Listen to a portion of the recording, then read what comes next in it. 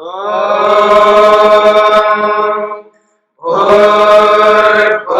स्वः तत्सवितुर्वरेण्यं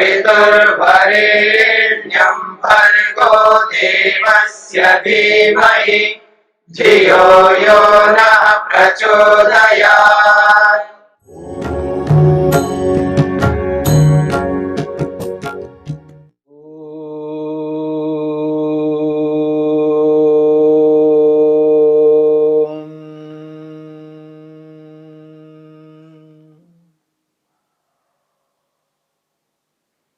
साधन पाद के 4 सूत्रों को लेकर के विचार किया है।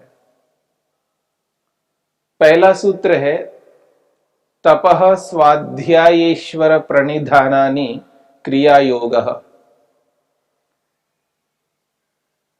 सर्वसाधारण को ध्यान में रखते हुए जिन्होंने अपने मन को एकाग्र करने का लक्ष्य नहीं बनाया है, जिनका एकमात्र उद्देश्य है संसार, सांसारिक पदार्थ, विषय भोगों को लक्ष्य बना करके चलने वालों को ध्यान में रखते हुए वे भी योग पर आरूढ़ हो जाए, उसके लिए साधन पाद का वर्णन किया है। साधन पाद के माध्यम से यहां जितने उपाय बताए हैं उन उपायों को लेकर के व्यक्ति योग में जीवन बिता सके।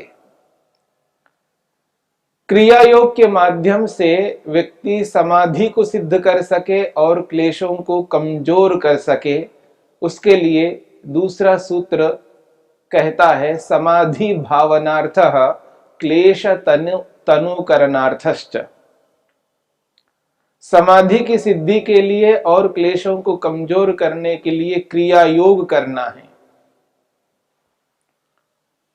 दूसरे सूत्र में जिन क्लेशों को लेकर के कमजोर करने की बात कही है, वो क्लेश क्या होते हैं, उन क्लेशों की क्या स्थिति होती है, वो कितने प्रकार के क्लेश होते हैं, इस बात को लेकर के तीसरे सूत्र में स्पष्ट किया है। अविद्या अस्मिता राग द्वेष अभिनिवेशाः पंच क्लेशाः। 5 प्रकार के क्लेश होते हैं। अविद्या के रूप में, अस्मिता के रूप में, राग के रूप में, द्वेष और अभिनिवेश के रूप में। ये जो 5 क्लेश बताए हैं, इन 5 क्लेशों का जो मूल है, आधार है, वो है अविद्या, जिसको चौथे सूत्र में स्पष्ट किया है। अविद्या क्षेत्रम उत्तरेशम प्रसुप्त तनु विच्छिन्न और उदाराणाम। अविद्या क्षेत्रम उत्तरेशम प्रसुप्त तनु विच्छिन्नोदाराणाम। ऐसा कहकर के यहां ये बात स्पष्ट की गई है कि अविद्या सबका मूल है। सबका किन सबका? अस्मिता का, राग का, द्वेष का और अभिनिवेश का। इन चारों क्लेशों का आधार मूल वो अविद्या है। यदि अविद्या को ही हटा दिया जाए तो न तो अस्मिता होगी, न राग होगा, न द्वेष होगा, न अभिनिवेश होगा। इन चारों क्लेशों का आधार प्रसव भूमि अविद्या है और ये 5 क्लेश 4 अवस्थाओं में विद्यमान रहते हैं। कभी प्रसुप्त की अवस्था में रहते हैं, तो कभी तनु की अवस्था में रहते हैं, या विच्छिन्न की स्थिति में रहते हैं, या उदार अवस्था में वर्तमान में रहते हैं।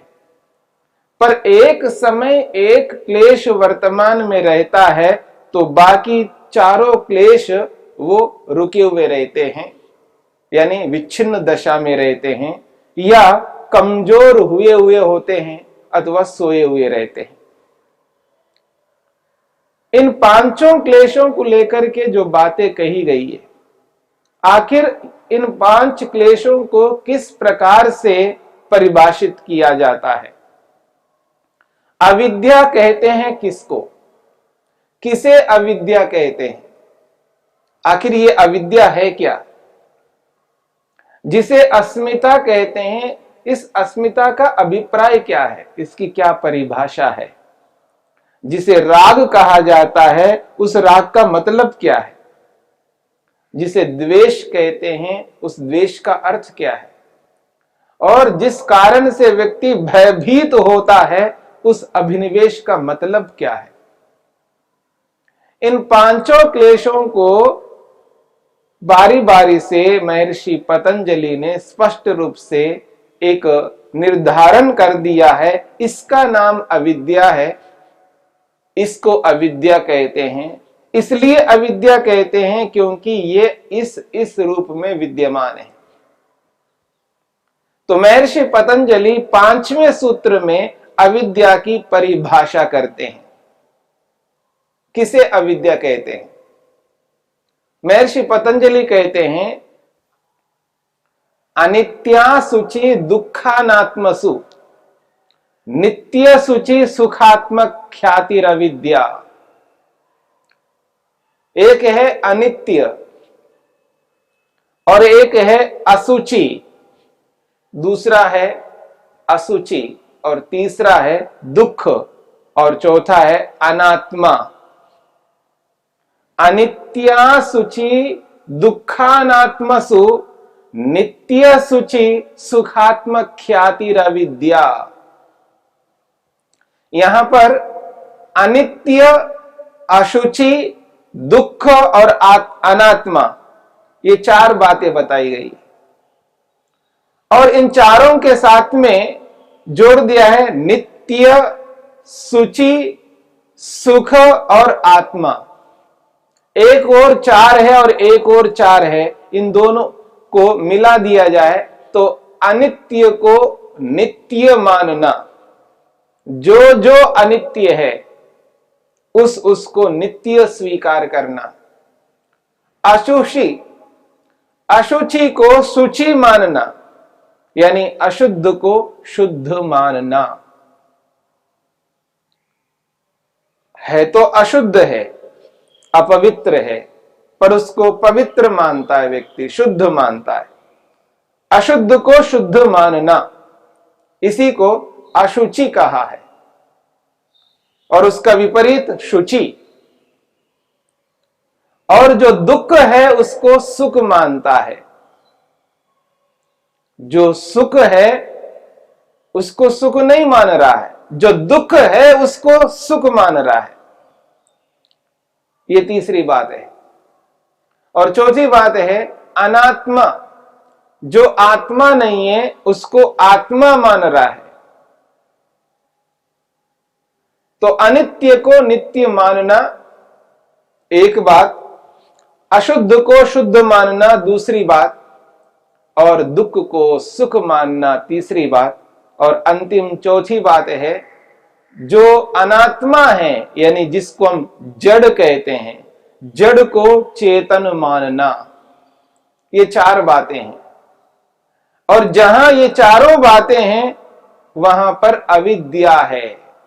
अर्थात इस अविद्या के कारण से व्यक्ति अनित्य को नित्य मानता है, अशुचि को शुचि मानता है, दुख को सुख मानता है और जड़ को चेतन मानता है। इसी का नाम अविद्या है। इसका बिल्कुल विपरीत करना चाहिए तो भी अविद्या माना जाए। यानी जिस प्रकार से अनित्य को नित्य मानता है, ठीक इसके विपरीत नित्य जो पदार्थ है जिसको नित्य कहते हैं उसको अनित्य मानने लगता है, और जो शुद्ध है, शुचि है, उसको अशुचि मानने लगता है, और जो सुख है उसको दुख मानने लगता है, और जो आत्मा है उसको अनात्मा मानने लगता है। यानी जो चेतन है उसको जड़ मानता है। चेतन को जड़ मानना, सुख को दुख मानना, और शुद्ध को अशुद्ध मानना, और नित्य को अनित्य मानना, और एक ओर से अनित्य को नित्य मानना और अशुद्ध को शुद्ध मानना, दुख को सुख मानना और जड़ को चेतन मानना। ये जो स्थिति है ये प्रत्येक व्यक्ति में देख सकते हैं। जो जो अनित्य है उसको वो नित्य मानता है। उदाहरण लेते हैं हम अपने शरीर को ही। जिस शरीर में हम रह रहे हैं, इस शरीर को क्या मानता है व्यक्ति?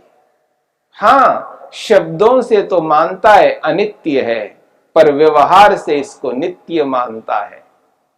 जिस शरीर में व्यक्ति रहता है उस शरीर को वो व्यवहारिक तौर पर नित्य मानता है। इसलिए व्यक्ति कहता मैं नहीं मरूंगा। मरते हुए लोगों को देखता है, वो भी मर गया, वो भी मर गया, सब मरते जा रहे हैं, पर मैं नहीं मरूंगा, ऐसा व्यक्ति अनुभव करता है। इसी को अनित्य को नित्य मानना है। हां, जब पूछा जाएगा उस व्यक्ति से तो वो शब्दों से तो यही बोलता है कि हां, तो सबको मरना है। जैसे व्यक्ति स्मशान में जाता है और मरे हुए व्यक्ति को देखता है और बोलता है एक दिन तो सबको मरना है, सबको मरना है। लेकिन जैसे वो स्मशान से बाहर निकल के आता है और व्यवहार में लग जाता है, वो यही मानता है मैं नहीं मरूंगा, मैं नहीं मरना चाहता हूं, मैं नहीं मरूंगा। अनित्य को नित्य मानता है। शरीर अनित्य है पर उसको नित्य मान करके व्यवहार करता है। इसी का नाम है अविद्या। ये अविद्या का एक स्वरूप है। यदि व्यक्ति अनित्य को अनित्य मानता है तो उसको दुख नहीं होना चाहिए। जैसे कपड़ा है, ये कपड़ा अनित्य है, व्यक्ति को समझ में आता है। जब ये फट जाता है तो उसको दुख नहीं होता है। ये पुराना हो जाता है, फट जाता है, उसको कभी दुख नहीं होता है। लेकिन उसको ये पता नहीं चल पाता है मकान जो है ये भी अनित्य है, ये भी एक दिन नहीं रहेगा, टूट जाएगा। पर व्यक्ति समझता नहीं है, जब मकान टूटता है तो दुखी होता है, कष्ट उसको होता है, परेशान रहता है। वो ये मान रखता है कि ये नित्य है, ये टूटने वाला नहीं है। और जब व्यक्ति को ये बोध रहता है टूटने वाला है तो उसको दुख नहीं हो सकता। उसको पहले से पता है कभी ना कभी तो टूटेगा, कभी ना कभी टूटेगा। तो आज टूट गया तो दुख नहीं होगा, दोबारा बना लेंगे, पर दुखी नहीं हो सकता। पर व्यक्ति रोता है, पीटता है, अपने आप को बर्बाद मानता है, परेशान होता है, चिंता से ग्रस्त होता है, तनाव से, दबाव से ग्रस्त होता है। अनित्य शरीर को नित्य मानना यह अविद्या है। और भी संसार में पता नहीं कितने ऐसे पदार्थ हैं जो व्यक्ति उनको नित्य मान लेता है। व्यक्ति ये एहसास करता है जैसी ये वस्तु है ये ऐसी रहनी चाहिए, ऐसी रहेगी, ये अपेक्षा रखता है। और जब उसमें कोई कमी आ जाती है तो व्यक्ति को परेशानी होती है, दुख होता है, कष्ट होता है। अनित्य को नित्य मानता है। न जाने संसार में कितने ऐसे पदार्थ हैं जिनको लेकर के व्यक्ति उसको नित्य मानता है। महर्षि वेदव्यास ने इस सूत्र की व्याख्या की है। वो कहते हैं अनित्य कार्ये नित्य ख्याति। अनित्य कार्ये, जो अनित्य कार्य पदार्थ है उनको नित्य ख्याति ही, उनको नित्य समझता है, नित्य जानता है। कार्य शब्द का प्रयोग किया है। कार्य यानी उत्पन्न हुआ पदार्थ। और संसार का एक सिद्धांत है, जो जो उत्पन्न होता है वो नष्ट भी होता है, जो जो पैदा होता है वो मरता भी है। उत्पन्न हुआ पदार्थ उसी रूप में सदा के लिए कभी नहीं रह सकता। जब इसका बोध व्यक्ति को हो जाता है तो उसको दुख नहीं होता है। जो भी उत्पन्न होता है, जो भी बनता है, जिसको पैदा किया जाता है, जिसको बनाया जाता है, वो वैसा का वैसा कभी नहीं रह सकता। कभी ना कभी उसका विनाश होगा। जब उसका विनाश होता है तो व्यक्ति को दुख इसलिए नहीं हो सकता क्योंकि उसको ये बोध है, ये जानकारी है, ये समझ है कि ये एक दिन नहीं रहने वाला था, अब नहीं रहा। अनित्य कार्य, जो अनित्य कार्य पदार्थ है, उस अनित्य कार्य पदार्थ को जब नित्य समझने लगता है व्यक्ति, तब व्यक्ति को बहुत दुख होता है, कष्ट होता है। महर्षि वेदव्यास यही कहना चाहते हैं, जो अनित्य उत्पन्न कार्य पदार्थ है, उस उत्पन्न कार्य पदार्थ को जब व्यक्ति नित्य मानने लगता है, सदा रहने वाला मानता है, तब व्यक्ति के जीवन में दुख प्रारंभ होता है, कष्ट प्रारंभ होता है।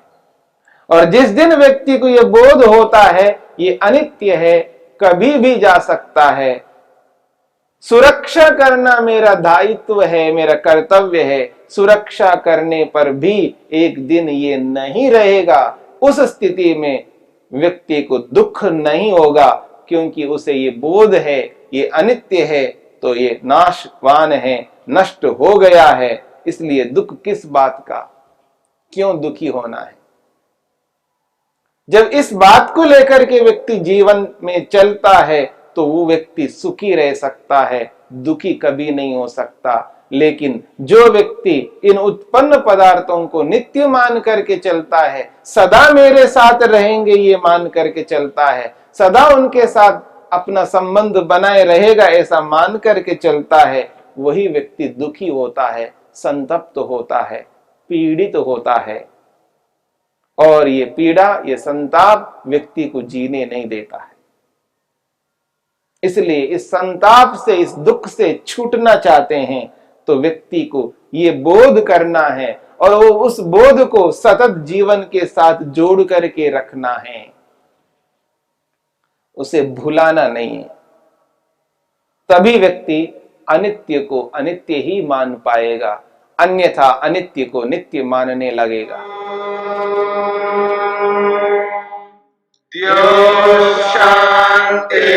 शांतिरंतरिक्षं शांति पृथिवी शांतिरापः शांतिरोषधयः शांति वनस्पतयः शांतिर्विश्वे देवाः शांतिर्ब्रह्म शांति सर्वं शांति शांतिरेव शांति क्षमा शांतिरेधि। ओम शांति शांति शांति।